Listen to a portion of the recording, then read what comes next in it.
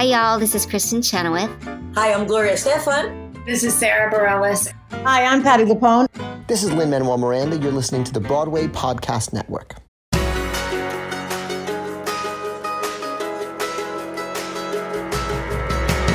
Welcome to the Theater Podcast.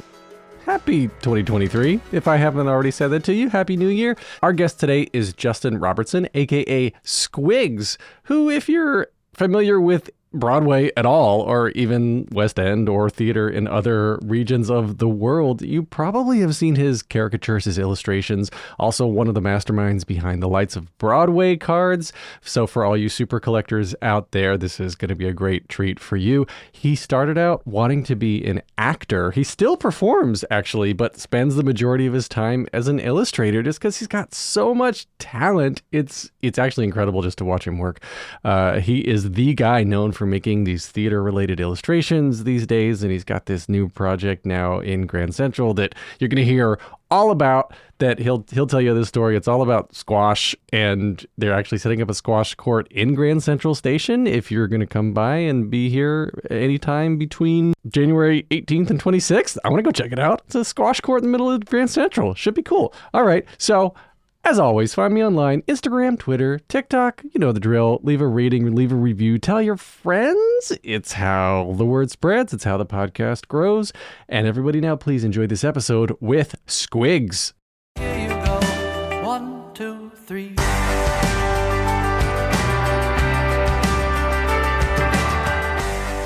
My guest today is an acclaimed illustrator and caricaturist specializing in capturing the ephemeral, I love that word, and collaborative art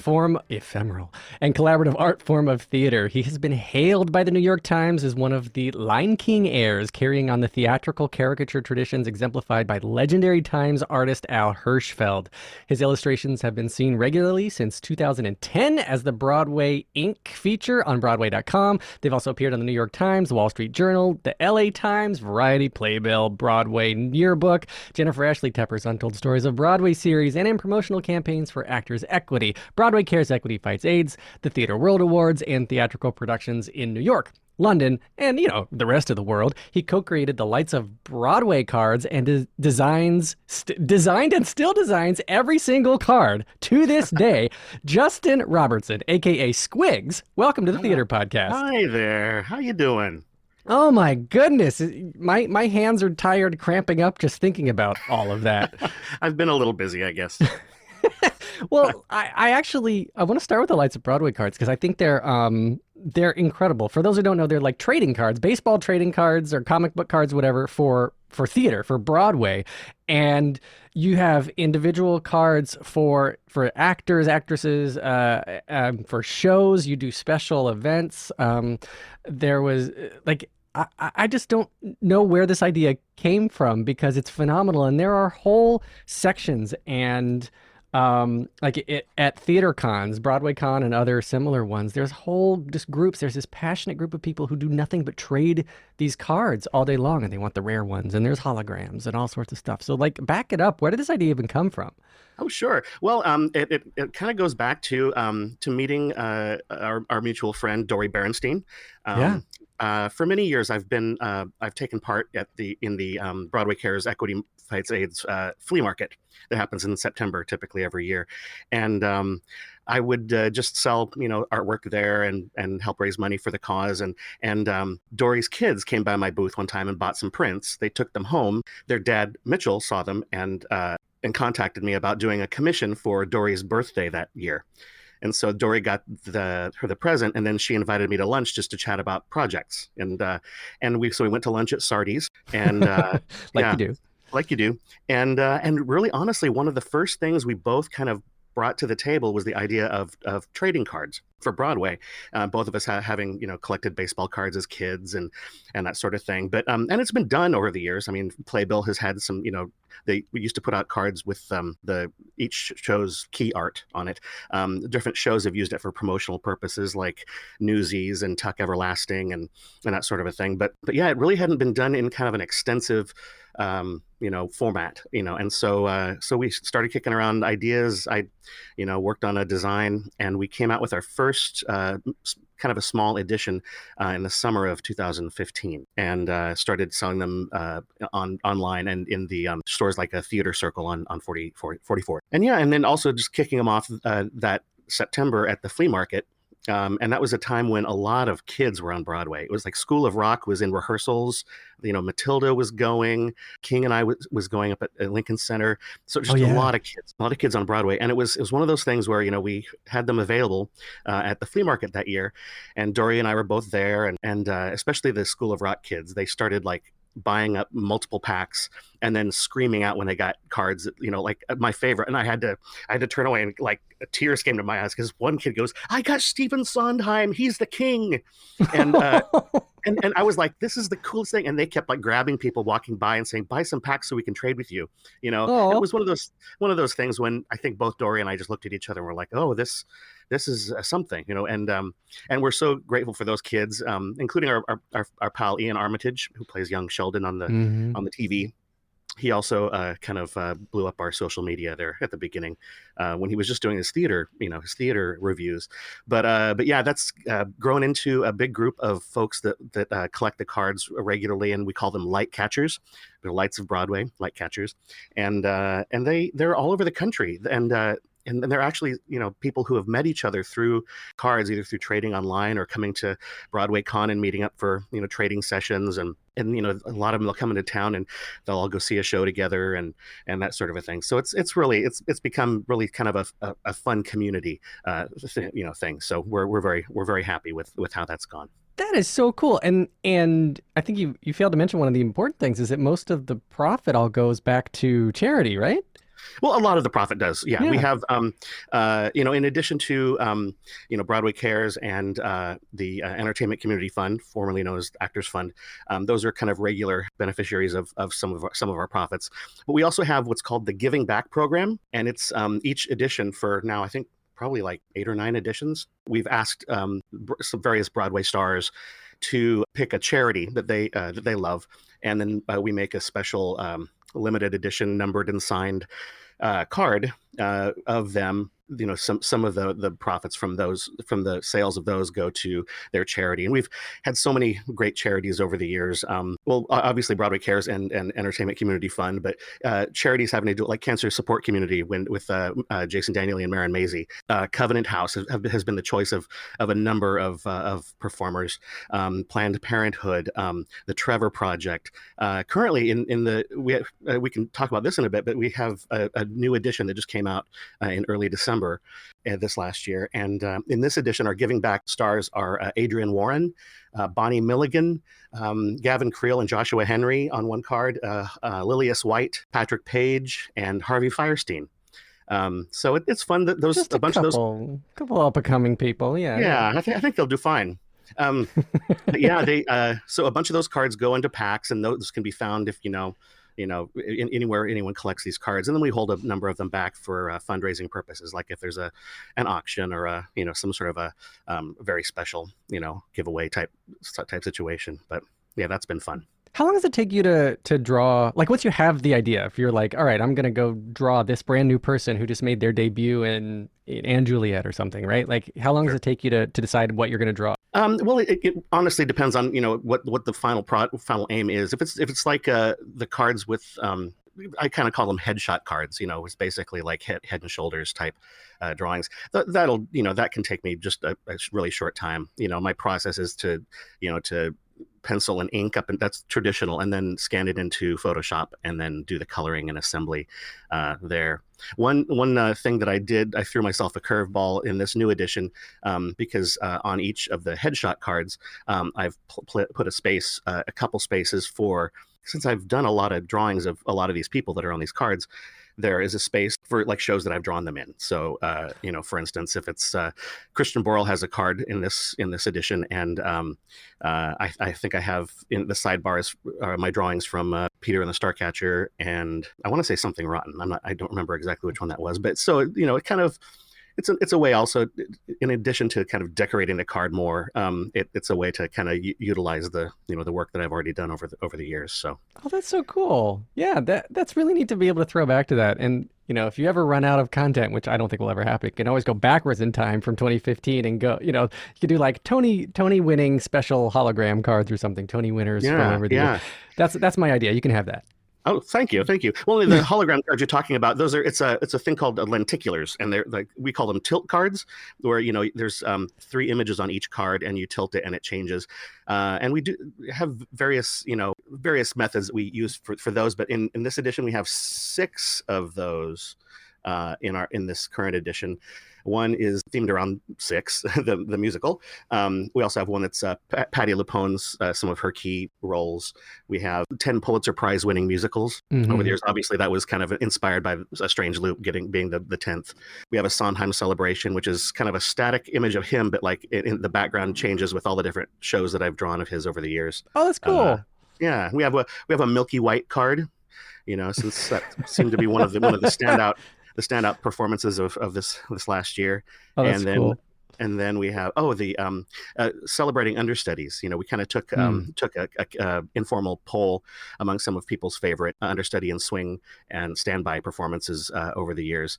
And so we have everyone from Shirley MacLaine to Megan Mullally in Grease, and to Max Clayton, and some of the great folks who have been keeping shows open recently. So yeah. It's fun to kind of just keep a finger on the pulse of what's going on and try to reflect that in what we put out in the cards.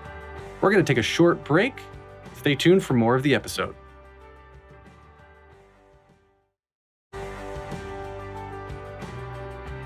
So you were born and raised in Oregon, which naturally lends itself to drawing and Broadway, of course. So of course. Yeah. So I guess as a kid though, like how long were you in Oregon before moving to LA? Is that correct? Yeah. No, I was 18 when I left, moved to LA. I went to college in Southern California, and then I was there for almost 20 years before I moved to New York, and I moved to New York in 2010. Oregon is, it's funny because you don't really find a lot of people in New York from Oregon. No. And Oregonians will often say they'd rather put a border wall around the state, because especially they don't want the Californians moving up there. And anyway, but it's damn Californians. Yeah, they're bringing their avocado toast. But yeah, it's almond milk and their olives. Wait, what else does California have? I don't know. Anyway, go ahead. Yeah, but there are a few of us from Oregon, which is pretty cool. One being Shoshana Bean, another being Brooks Ashmanskas. Love that dude. Gesundheit. David Larson, who was in Hands on a Hard Body, and so there are a few of us. Haley Kilgore, who starred as Tamoon in the revival of Once on This Island. Mm-hmm. Yeah, some Oregonians. We're thinking of starting a club. Well, so where did the drawing come in? Were you drawing before you were 18? Like as a kid, did you have a knack for this? Because I still try to draw as a 42-year-old, and I can't do it. Well, yeah, I mean, it was always something that I did. It was just fun. My dad is very creative. His medium is often woodworking, and he's amazing at he can fix anything. He's one of these people who's like creatively minded in that way. But he also draws, and he one of the things that he did as we were growing up to get a new set of tires for his truck, or something else, he would barter for like sign work. He would do painted and routed signs for businesses, and so yeah, I always kind of watched him creating stuff and drawing, and so that was kind of an inspiration. And then my folks saw that I had an interest in it, and so they got me some art lessons when I was a kid.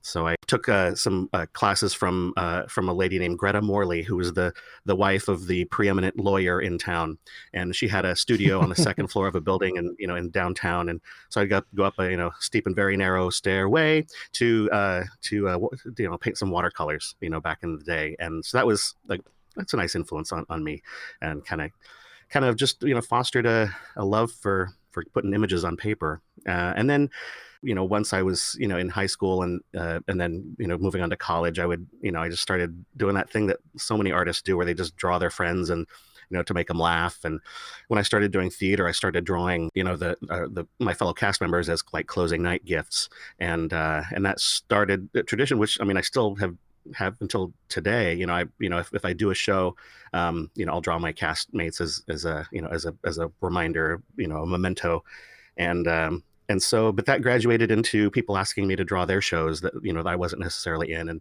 and then eventually getting emails from folks working in New York on shows, and so and then I started just putting it out there on Facebook and whatever, and trying to give myself the assignment of doing a drawing every week, related to theater. And that's what Paul Wontorek and the gang at Broadway.com saw. We met up one year at the Broadway flea market. The flea market, it's full circle. And he asked if I'd be interested in doing a regular feature for them. And so yeah, started with them. I used a show. I went to do a show called Route 66 in Milwaukee, and used that contract, to move me and some of my stuff out to New York in 2010, and then started in June of that year with Broadway.com doing a regular feature, and yeah, so that's kind of how it rolled out here. That's what finds me in the Big Apple. So wait. So I had already. Not already, but always just assumed that you moved to New York wanting to be an illustrator. But it sounds like, if I'm reading between the lines, that you want to be an actor. Was that the primary driver at first, or what did you want to do? What did you go to school for? My degree is in communications. When I started school, I was a film major. Film emphasis, and halfway through my college career, as it were, I switched to the emphasis of drama, because that's where the money is. Of course. So yeah, so that my degree is in communications, emphasis in drama. So you've always wanted to be, I guess, on the stage, right then, or in front of the camera on the stage or whatnot, and then this illustration gig has just blown up. Yeah, it became a thing, and like there were many years where one year I'd make more money acting, and then the next year I'd make more money with the illustration kind of thing, and I just I found, I still perform now and then. It's been a while since I've done a full production. I've done a few like table reads and staged readings and that sort of thing, working with various folks here in town, but yeah, it's kind of fallen a bit along the wayside, because the illustration is where I'm kind of most singular, and most unique, I think. I spent a few years working for Disneyland. I was a sub in the Dapper Dan's Barbershop Quartet. Aww. And I was in the original cast of Snow White, an enchanting new musical. which was pretty fun. Our director was Eric Schaefer, who was formerly from a Signature Theater in Arlington, and his choreographer Karma Camp, and we had a bunch of Broadway folks in the cast. It was kind of a surreal world, but yeah. What do you like doing now? Because it seems like the bulk of your day, to me, seems like it's still drawing and illustrating, right? And of course. Yeah. So are you still looking for those opportunities to do any sort of performing work, or is that sort of just like, oh, if it happens, it happens, or are you actively still pursuing that? I haven't really been actively pursuing it. I'm kind of getting to the point where I'm kind of itching to get back to doing something on stage. The biggest thing I've done here in New York, I've worked with like the Gingold group, who does a lot of Shaw readings, which I did a evening of the play Major Barbara with them, which was fun. But the biggest thing I've done nearby is a revised version of Cole Porter's Can. We did that at Paper Mill, and that was Jason Daniely and Kate Baldwin and Michael Barres and Megan Sikora and Greg Hildreth. It was just a fun group, and it didn't go anywhere, but but we had fun doing it. It was about the time when Gigi was on its way back to Broadway, and also directed by Eric Schaefer, I believe, who's directed me in Snow White Land. But and then also American in Paris was right about then, and there were various reasons why things don't come in, as we all know. But yeah, it was fun while it lasted. Well, it's interesting to me as well is that I think you embrace opportunity when it comes to you, and can grow, and just kind of like, I feel like the drawing is there, and it's so second nature to you that it's like, oh yeah, I'll just do another drawing. It's fine. And so that sort of leads me to this Grand Central, what is it, the JP Morgan Tournament of Champions, a squash tournament or something that's happening this January 18th, I think it begins, right? Like next week or something as we're recording this. Yeah, it's really there are some projects that are just sort of outside my regular zone that sometimes fall in my lap. I mean, this one, it's an international squash tournament that happens in Grand Central Terminal. They set up a squash court in Vanderbilt Hall. Oh, like inside the inside. Grand Central? Wow. Okay. Yeah. So if you walk in the front entrance, and that first hall that they often have like holiday markets or food courts or whatever. Yeah. That they set up a squash court there and stands, and they have a tower where all the press hangs out and stuff. And I was working on a project a number of years ago, and the guys who are the camera crew, the media guys, one of them is the multimedia guy for the squash tournament. And as they were looking ahead to the 25th anniversary of this New York City-based tournament, they wanted to kind of have a very kind of a New York-y vibe to the artwork, and stuff. And so they reached out to me and invited me to come watch a match, and I thankfully had someone sitting next to me explaining the sport, because I knew next to nothing about squash. I thought, oh, that's kind of another racquetball, and it essentially is, because there's a racket and a ball, but there's it's another tennis too, by that logic. Yeah, exactly. Pickleball. But yeah, and it's really such an amazing sport. There's, in addition to the amazing physical demands of the sport, it's such a strategy sport, and strategy that decisions are made like in split seconds. It's really pretty insane, just how amazing the sport is. And one of the things that it was my connection to drawing something that would represent this thing is that it's really kind of like a dance, that there's very much, it almost feels like it's choreographed, just the way the two players will jockey around each other to get to the ball and that sort of a thing. And it's, you'll have people, leaping in the air and people lunging to the ground and almost doing the splits. It's really, there's really such a grace and agility, very physically demanding kind of a thing to the sport. So yeah, this artwork, I've created key art for this tournament that you'll see plastered all over Vanderbilt Hall, and it's essentially squash players kind of leaping over and lunging around New York City landmarks. There's obviously Grand Central is involved, and the Chrysler Building and the Empire State, the Brooklyn Bridge and Statue of Liberty, One World Trade, have little Times Square billboards and a little bit of Central Park and a bunch of taxi cabs. Is there like a standard intake form or something when someone comes to you and they're like, I want you to draw some squash players, and you're like, okay, cool, that's all I need to know? Or do you sit down and is there like, approval upon approval where you got to go meet with the CEO of this and the executive marketing director of that to get, I just don't know this whole world of not theater. So it's fascinating and that's to the me. thing. These kind of projects don't come to me on a regular basis. One other example that I'll mention in just a bit was something that was fun. But this one, I sat and watched a few matches, and I just took random like gesture sketches, really rough sketches, trying to find a kind of a visual way in. And then also, we did have Zoom meetings between the heads of the organization. Talking about what they wanted. And, once I was able to get something down on paper that I thought that they were looking for, they were like, oh yeah, that's it. So it's kind of fun. It's, I did some hand lettering for the title of the title 25 Years of Squash in Grand Central. It's, the main artwork that you'll see in Vanderbilt Hall, if you happen to drop by, is going to be on some T-shirts, and so it's kind of, there will be 4 large banners in the Grand Hall of Grand Central, where it's part of it is the 4 top finishers from last tournament. They're featured in photographs, and then I did like kind of headshots of these 4 that go on these enormous banners that hang on either side of the like the American flag in the Grand Hall. And I think it's like the one time a year that they allow these kind of banners to hang there, which is kind of odd. But that's it's truly cool. It's an international tournament. The 4 top finishers from last year, 2 were from Egypt, 1 was from Peru, and 1 is American. We're going to take a short break. Stay tuned for more of the episode.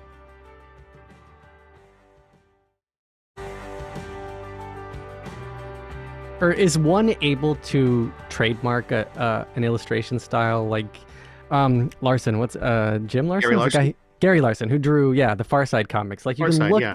Yeah, so you can look at a Far Side and be like, oh, I know that's a thing. Or the style of Garfield, that sort of thing. Like when I see your work out in the wild, I'm like, that's a Squigs. I know Squigs is, like definitely, I know your style.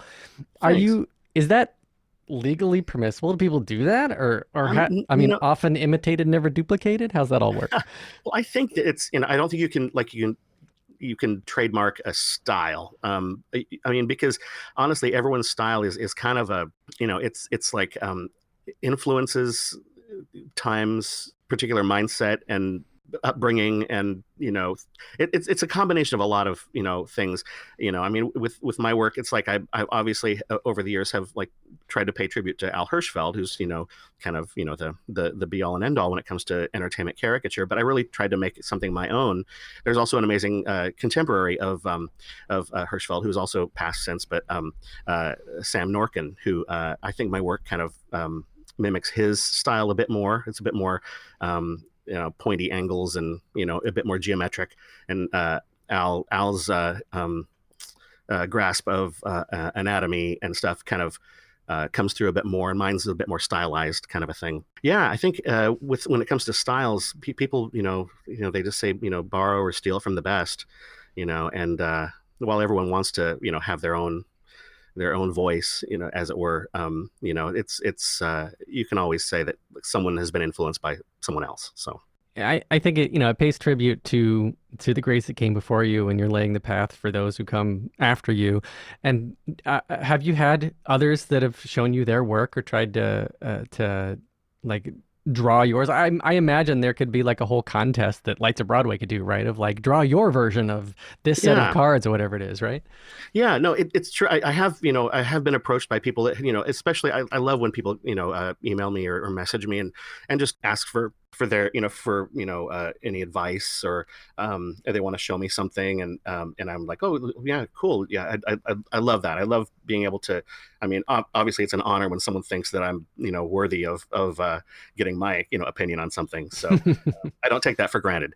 Yeah. It's a funny world. And, I think some of my approach to this is kind of, I never want to stop learning. I've a few years back, I saw that there was a class being given at the School of Visual Arts here in town, and by an illustrator that I very much admire, Steve Brodner, who's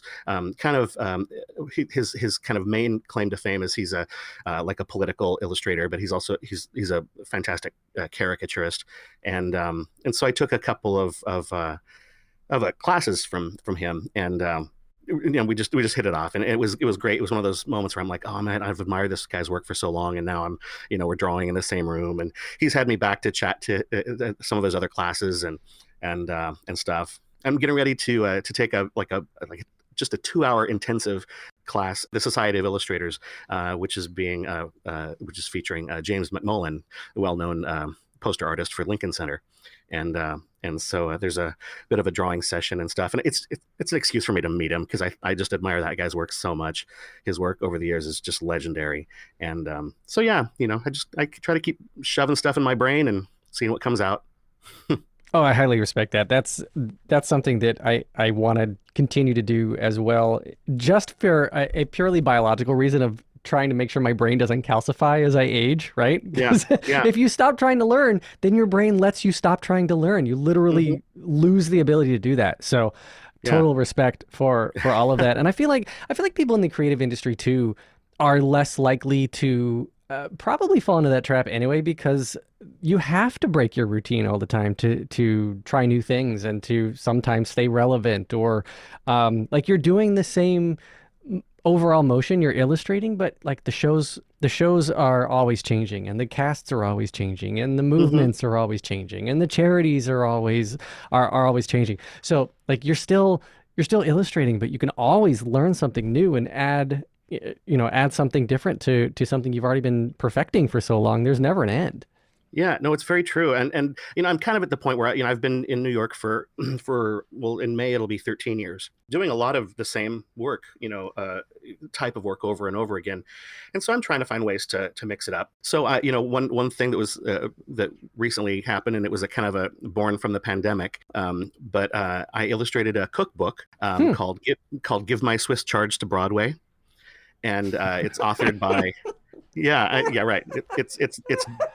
It's dad joke central. It's great. I love it. I love it. And the recipes were written by esteemed food writer Adam Roberts, and the copy, the facts and the fun stuff about the show were It was written by Gideon Glick, and then I did the illustration for 50 recipes, and that just came out this last fall. So what's that called?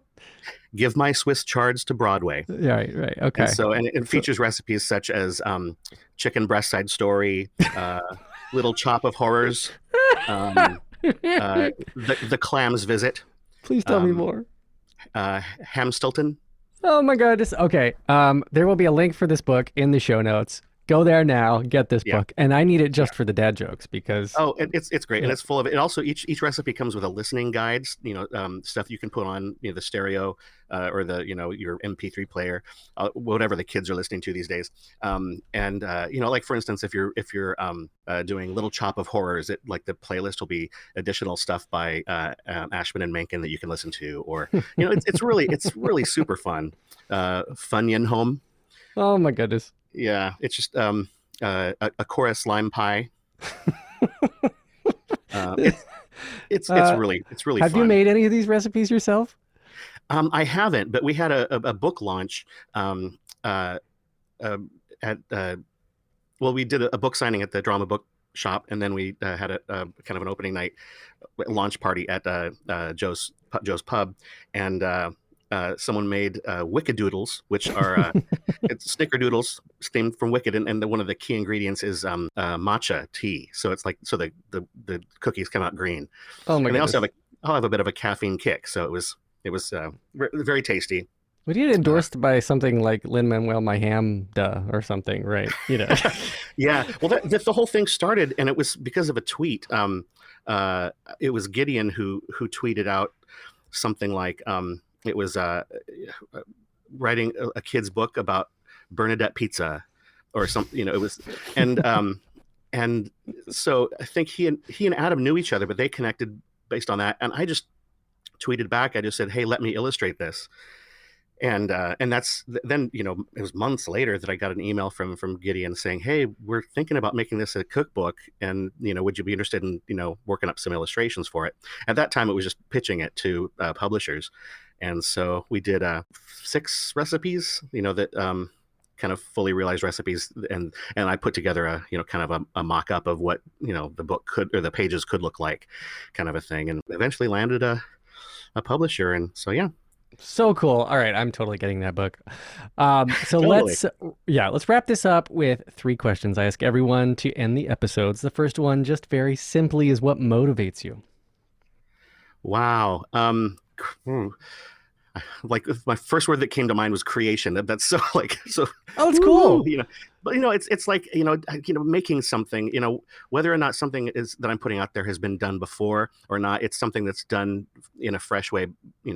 By me, just because it's my hand and my pen or pixels that are making something. But yeah, the art of creation, I think, is it's something that it also celebrating creation is a big thing for me. I love the collaboration of theater, and just how many people make up the fabric of what ultimately is seen on stage, and then also the fabric of the contribution of the audience to that. Just live theaters, there's nothing like it. Oh, I love that. What advice would you give to your younger self and younger people listening now, starting out down a similar path? Wow. I think I would say pay attention more. I think, sometimes, especially when you're young, life is just going by so quickly, and, everyone's absorbing information and all kinds of things as fast as they can. But I think that kind of the key to any creative endeavor is really paying attention. It's keeping your eyes and ears open, seeing what works, and seeing and learning or reminding yourself of where something has come from. It's if you're preparing to do a role and there's a word that you're not familiar with, look it up. If there's an artist that you like, look up as much of their work as possible, and like learn where they were influenced from, and that sort of a thing. So I think it's just, be curious is probably what I would say. Be more curious. All right, last question then. If you can only see one show for the rest of your life, but you can see it as many times as you want, what would you see? That's a tricky one. I'm sure everyone says that, but I'm such a Sondheim nut, and there's just such a wealth in each of his pieces, and I think it would be between Sunday in the Park with George, in the cookbook Sunday in the Pork with George, or Sweeney Todd, which also in the cookbook Weenie Todds. Weenie Todds, yeah. Weenie Todds, yes. But between Sweeney Todd and Sunday in the Park with George, those are kind of my thing. I would probably lean a bit towards Sunday. It's a show that kind of speaks to, both of my creative worlds. So I think that's probably it. That's brilliant. All right, you can get more of me in episodes like this at thetheaterpodcast.com. I'm on Instagram, TikTok, Twitter, Facebook. It's all out there. Listen and follow the podcast. Leave a rating and a review wherever you're listening now. Thank you to Jukebox the Ghost for the intro and outro music. And Squigs, man, this has been so much fun. We've been passing each other in circles for so long, and we've never got sat down and really talk. I love this. No, I love it. Thank you so much for having me. This is great. Take a deep breath, make the world a little colorful.